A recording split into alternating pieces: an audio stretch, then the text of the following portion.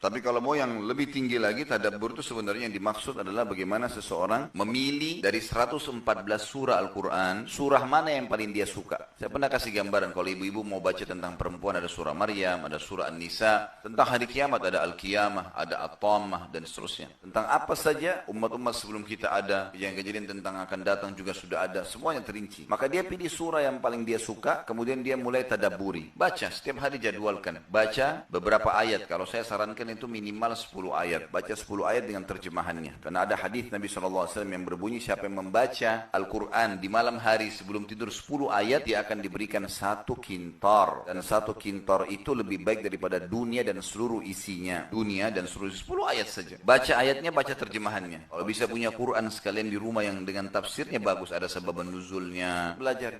Sallallahu ala Muhammad sallallahu alaihi wasallam, sallallahu ala Muhammad sallallahu alaihi wasallam. Ya Nabi salam alaika, ya Rasul salam alaika, ya Habibi salam alaika, salawatullah alaika. Kata Rasul sallallahu alaihi wasallam, ini pesannya Jibril kepada Nabi alaihi salatu wasallam, wa'lam anna syarafal mu'min qiyamuhu bil lail. Ketahuilah kemuliaan seorang mukmin itu ketika dia salat malam. Wa izzatahu istighna'uhu 'anil nas. Dan kehormatan dirinya ketika dia tidak butuh sama orang, tidak minta-minta sama orang. Lidah kita ini sama dengan lidah yang lain. Sama-sama terbuat dari daging, lidah tak bertulang.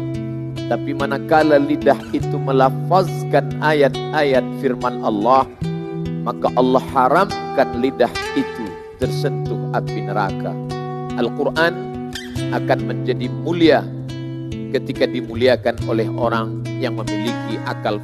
Apakah ada orang yang bisa melihat wujud jin di televisi sering ditontonkan kiai, ada yang ditutup matanya terus melukis di kain kanvas. Sekarang juga diperlihatkan cahaya yang terbang, kemudian menjadi batu mustika. Ini semua khurafat, permainan syaitan semua ini yang menyesatkan manusia. Jadi minimal supaya anda akan percaya, oh ada. Dan sering dibuat acara-acara yang seakan-akan dengan syaitan itu menakutkan. Hanya menjadi takut, tambah jadilah syaitan itu, gitu kan. Jadi tinggalkan menonton semua yang horor. Tidak ada gunanya, tinggalkan. Akhi dan ukhti, tinggalkan. Tutup tuh televisi di rumah. Gak mati, gak buta mata kita kalau dimatiin TV-nya kan, nggak putus tangannya, malah lebih tenang. Coba deh, yang sering nonton TV coba berhenti 2 hari aja, biar tangannya gatal, tahan dibuka udah. Buat apa Ustaz? Sibukin, baca Quran, dengar radio, ceramah, putar ceramah-ceramah di YouTube, dengar. Pasti waswas syaitan kuat, lawan. Coba terapkan seminggu, 2 minggu, nanti lama-lama kita akan melihat itu semua memang betul sesuatu yang baik untuk kita lakukan. Ya, tinggalkan, memang nggak boleh lagi.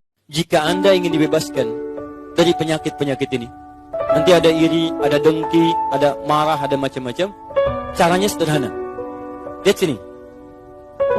Tadi sumber penyakitnya di mana? Lihat kalbu. Baik. Pada bagian apa? Nafsu. Baik ya. Masuk ke kalbu. Perhatikan. Sehingga nafsu itu membuat hati tidak tenang. Kita ingin tenang, penyakitnya hilang, hatinya tenang. Dalam bahasa Al-Quran, bahasa Arab, ketenangan hati disebut dengan tumanina. Bahasa kata kerjanya disebut dengan tatmain. Ada rumus di Quran, kalau hati anda ingin tenang, bebas dari penyakit, Quran surah 13 ayat ke-28. Saya sempurnakan dulu obatnya supaya sesuai dengan temanya. Lihat, Quran surah 13 Ar-Ra'du ayat 28.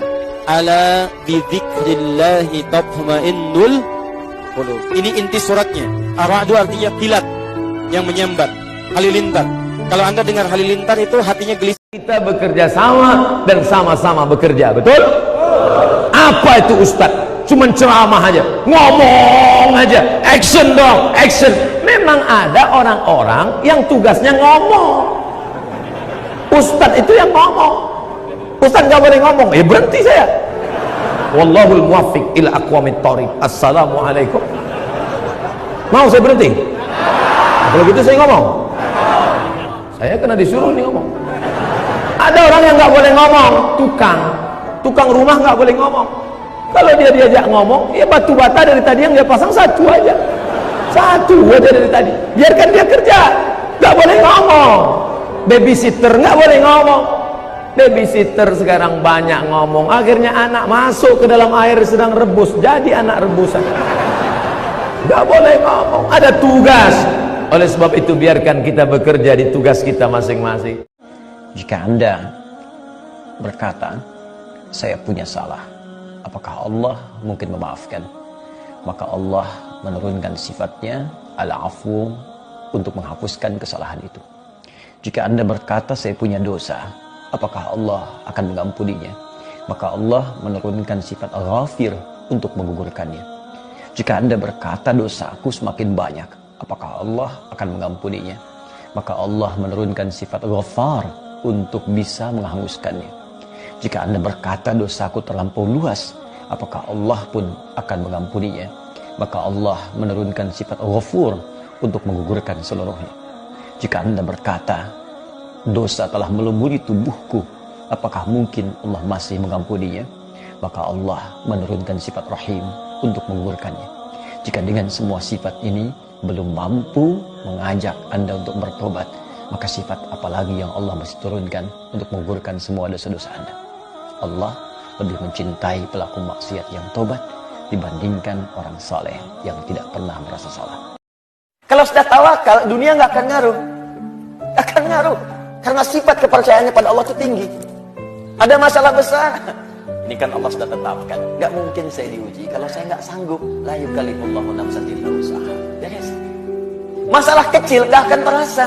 Inna ma'al usri yusra. Yang sulit aja ada solusinya, apalagi yang kecil pasti hilang. Jadi sebetulnya saat Allah minta kita ibadah, itu ingin memudahkan hidup kita, membuat kita lebih tenang. Makanya saat kita diminta zikir, zikrullah kepada Allah, zikir itu puncaknya, gambaran paling pentingnya kata Allah supaya hatimu tenang. Quran surah 13 ayat ke-28. Ala bi dzikrillahi tatma'innul qulub. Zikir itu manfaatnya kalau benar hatimu tenang. Dan ketenangan itu sesuatu hal yang penting. Kaya tapi gelisah atau miskin tapi tenang, pilih mana? Nggak ada pilihan ketiga, nggak usah maksa. Jumat yang benar itu kata Allah, bukan Jumat yang sekedar datang untuk formalitas, datang untuk sekedar duduk, mendengarkan khutbah, kadang-kadang mengantuk, bahkan ada yang tertidur lantas pulang begitu saja. Bukan itu yang diinginkan kata Al-Quran. Bukan Jumat seperti itu kata Allah yang didambakan. Fas'au ila dzikrillah. Sekian pekan kita menunaikan Jumat, ratus dan ribuan kali. Tujuan utamanya dzikrillah. Dzikrillah. Dzikrillah. Dan bagi yang belum menikah, hati-hati ketika engkau memilih pasangan hidup. Pilihlah pasangan hidup yang membantumu berbakti kepada kedua orang tua. Kalau seorang wanita menikah dengan lelaki, surganya wanita itu adalah suaminya. Karena bapaknya telah menyerahkan putrinya kepada itu laki. Tapi kalau anak laki tidak ada penyerahan dia. Maka banyak-banyak berdoa untuk kedua orang tua kita yang masih hidup dan sudah meninggal dunia. Banyak baca Rabbil firli wali walidayya warhamhuma kama rabbayani shaghira. Harta banyak, pakaian dikoleksi banyak, tapi maaf fungsinya hilang. Hilang. Ngapain Anda kalau cuma beli pakaian untuk buka aurat? Ngapain?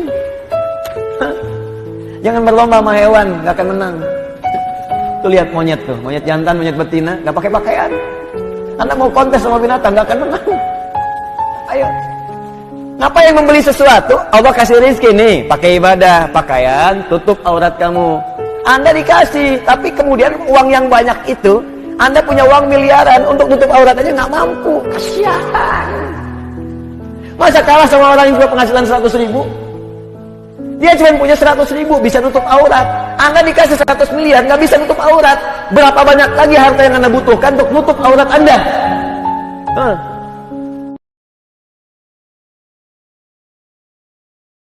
Ada doanya Nabi Ayyub alaihi salam. Ya. Anni massani yadurru wa anta arhamur rahimin. Tanamkan zikir ini.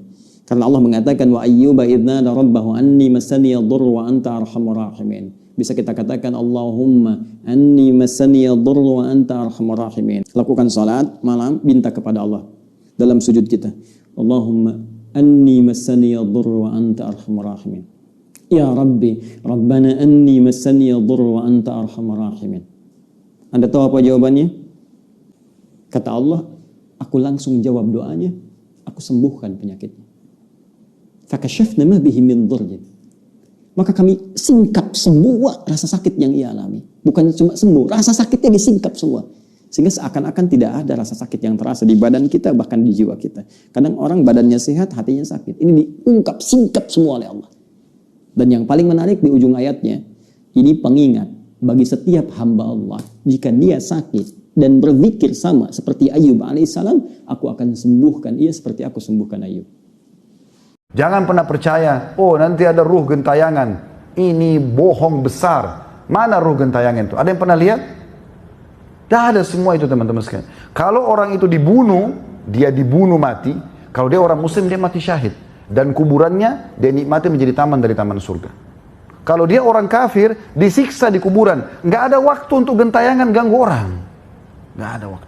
Seperti di perkampungan kita sering begitu. Oh jangan lewat di sungai itu kalau malam-malam. Nanti ada nenek-nenek. Atau nanti ada buaya kepalanya manusia lah. Kuda kepalanya manusia. Ini khurafat dari mana ini? Kenapa harus dibiarkan semua ini? Bohong. Demi Allah teman-teman. Antum lewat di kuburan malam hari. Mau berenang malam hari di lautan. Di sungai. Nggak ada masalahnya. Kecuali yang memang fitrah, ada buaya, ada apa segala macam. Itu pun antum kalau baca, a'udzu bikalimatillahi tammat min syarri ma khalaq, dan beberapa doa yang lain, antum akan selamat karena penciptanya semua itu adalah Allah Subhanahu wa taala.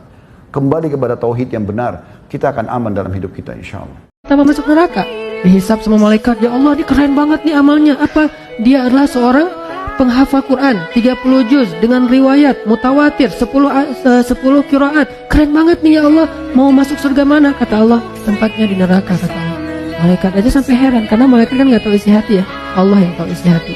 Malaikat nanya, ya Allah, salah dia apa? Kan dia ahli Al-Quran, rajin membaca, rajin menghafal, pembawa Al-Quran kemana-mana. Kata Allah, karena dia tidak menghafal Al-Quran untuk aku, dia menghafal Al-Quran untuk dikenal sebagai qari, hafiz.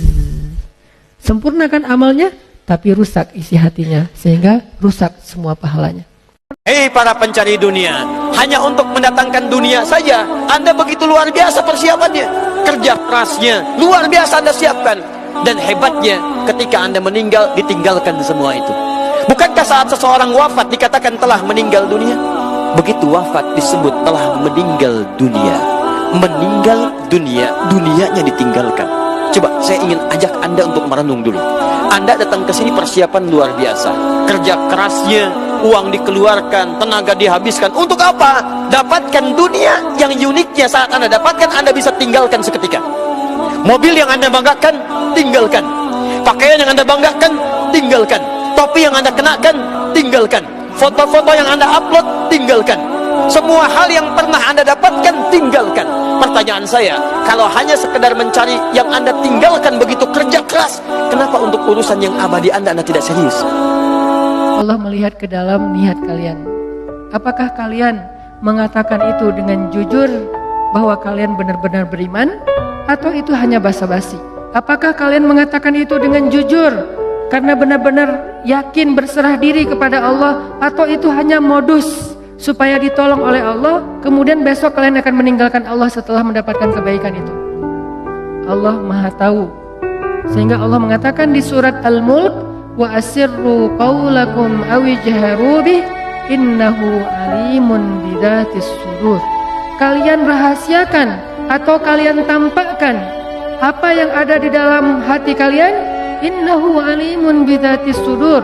Allah tahu banget apa yang ada di dalam dada kalian. Buat Allah, bisikan hati kita sejelas teriakan lisan kita, gak ada bedanya.